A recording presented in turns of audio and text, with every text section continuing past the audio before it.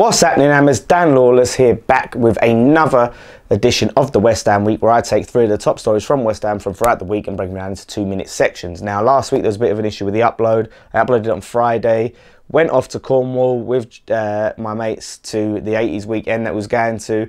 Looked on, the video had been removed. Don't know, so that's why it went up later. But back to normal now. It's Friday, and let's start the timer now. Adrian wants to leave, apparently. That's the first story we're going to get into. He's unhappy with the amount of game time he's been getting. He's basically said, the coach has not given me much ball this year, but the data is there. It only remains to fight. So at the moment, he only remains to fight for his place, but he's not getting much of a chance. The possibility also to play for the national team when you are not playing also disappears. The market will be reopened, and an agreement must be reached because I'm not happy in this situation. He talks about maybe trying other leagues. We'll see, all that sort of business. So, I completely understand where he's coming from. I sympathise, you know, like I said, I don't mind any player if they want to leave. If they're not getting the game time, they're not getting opportunities, that's perfectly fine. Like, you know, so when it comes down to it, we'll probably get decent money for him. And if that's what he really wants it to do, then go for it. I can't see him starting ahead of Joe Hart, form or whatever you like. It's just the profile that Joe Hart has. I can't ever see Bilic putting Adrian ahead of him in the main games unless he has a massive disaster. So, you know, I can't blame him at all for leaving, but I just think he should have kept it to himself. Why he's gone and, you know, gone so public with it, and, you know, he's not minced his words there at all. When it comes to international team, yeah, I can understand you want to be in contention and things like that, but he would be the third choice Spanish keeper at best. At best, you know, he's not going to get a chance to start for Spain. But, you know, you can't fault him for having that ambition. You know, that's something, there's no point in not working towards something. But again, like I said, I don't mind any player that wants to leave the club. It's how you go about it. Same with Sakho. Like, I don't blame him for leaving. He could have handled it better. Same with Adrian now. Just, I'd say keep it to yourself, mate. But, you know, if he wants to leave, I wish him luck. You know, I do think a lot of Adrian. He's had some great memories for us, and he's too good to not play. So, let's move on to the next story. Speaking of Sakho, it appears he's picked up another injury to the back. The ongoing back issues that he's had seems to have come back into play just when it looked like he was about to get a chance to start against Brighton. He went and got that back injury. Now apparently he's felt it all week, and he's been complaining all week in training about it.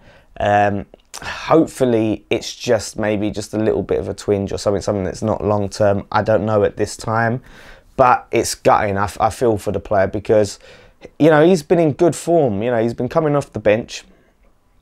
He's scored a few goals. He's put himself about. And that injury just comes back. And if it is long-term, if this is a long-term injury, I think he may be finished. Maybe not just at West Ham, but maybe his career, because that is a serious issue. You know, if he can't seem to get a good run of games. And if you can't play, you know, who knows, maybe an easier league or something like a less taxing league. I don't know. But if he's got them issues with his back, we'll have to see. We'll have to see what the scans say and the seriousness of it. Maybe it was just a little bit of pain. He'll be back for the next one. But we need, you know, I'm all for giving him a chance. I've been saying he should start. But if we are going to put that faith in him, you know, we need to know that he can, you know, he's not going to be injured constantly, and he can play. And to me, this is what I've always said. I would give him another chance. I'm giving him another chance.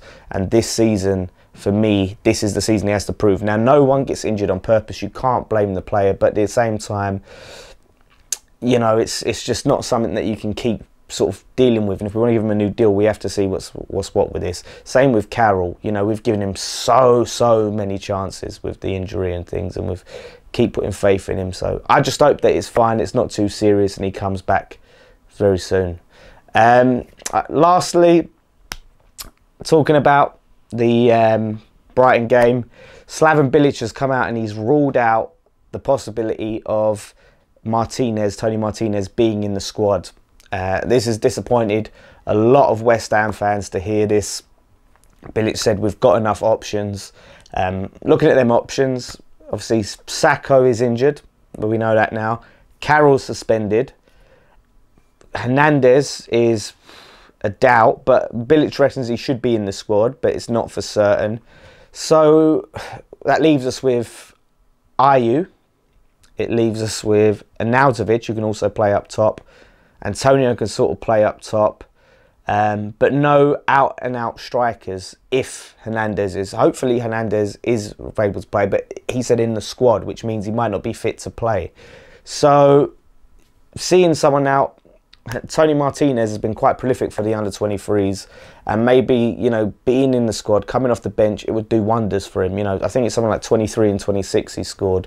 So, you know, he should get game time. Yeah, we've got quite a lot of good attacking players in that mix, but not really strikers. And you look at someone like Ayew, who his form's been hit and miss. He can be very good. He can bang him in. Like I said, he's a poacher for me, Ayew. So, you know, if you've got Ayew, maybe like he's the sort of player you want to bring off the bench, stick him in, get him in and around the box. Similar, he's like a sort of like a crapper Hernandez, if that makes sense. Like he's sort of like that sort of player. He gets them tap-ins, which is nothing wrong. His goal's a goal, but you've got to have him in that situation. But as for Martinez, I want to start to see him get a bit of a chance, and I'm not going to completely fault the decision for not having him in there. Let's see if it pays off tomorrow.